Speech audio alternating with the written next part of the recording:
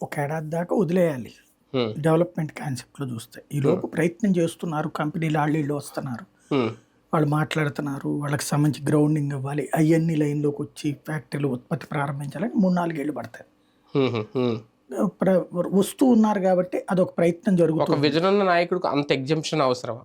తప్పదు కదా, అంటే మనం ఆకాశంలోంచి బిల్డింగ్ ఏం ఊడిపడి రాదు కదా. ఒక కొత్త సీఎం కంటే అనుకోవచ్చు. అలాగే కొత్తగా అధికారంలోకి వచ్చిన జగన్మోహన్ రెడ్డి ఇమీడియట్ గా స్టార్ట్ చేశారు సంక్షేమ పథకాలు. సంక్షేమం అంటున్నారు మీరు, హ్మ్. సంక్షేమం సంగతి వేరు, నేనంటుంది అదే డెవలప్మెంట్. డెవలప్మెంట్ వేరు. డెవలప్మెంట్ పరంగా జగన్మోహన్ రెడ్డి రాగానే కూడా పరిశ్రమలు ఏమి రాలేదు. రాలేదులేండి. హ్మ్.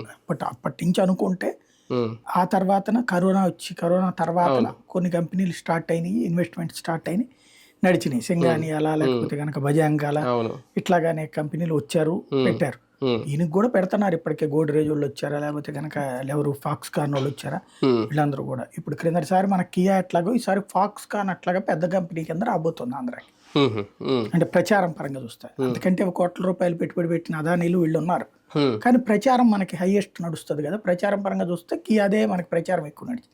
వాళ్ళు పెట్టింది దాంతో పోలిస్తే దానికంటే 5 రెట్లు ఎక్కువ పెట్టింది అదాని.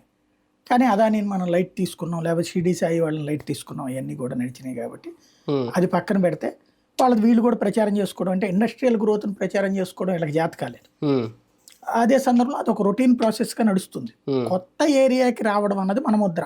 హ్మ్. శ్రీ సిటీలో పరిశ్రమ వచ్చిందంటే రాజశేఖర రెడ్డి ప్రారంభించాడు, అప్పుడు వచ్చినాయి. తర్వాత వచ్చిన రోసే ఉన్నప్పుడు